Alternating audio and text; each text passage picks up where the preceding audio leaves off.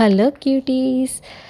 ఈరోజు మనం చేసుకోబోతున్నాం దొండకాయ రోటి పచ్చడి. దానికి కావాల్సినవి దొండకాయలు, టమాటో, పచ్చిమిర్చి, ఆనియన్. ఫస్ట్ ఒక కడాయి తీసుకొని దానిలో పోపు గింజలు వేసుకొని మనం కట్ చేసి పెట్టుకునేవి దాంట్లో వేసుకోవాలి.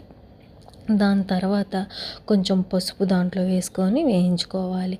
దీన్ని మనం అన్నంలోనే కాదు, చపాతీ, సంగటి, ఇడ్లీ, దోశ దేంట్లోకైనా తినేయచ్చు. చాలా టేస్టీగా ఉండిద్ది. ఎందుకంటే మనం రోట్లోకి మిక్సీకి చాలా తేడా ఉంటుంది కాబట్టి టేస్ట్గా ఉండిద్ది. నేను వాటర్ పోస్తున్నాను, ఎందుకంటే ఆయిల్ ఎక్కువ తినని వాళ్ళు కొంచెం లిటిల్గా కొంచెం అంటే కొంచెం వాటర్ పోసుకొని దాన్ని వేయించుకోవచ్చు.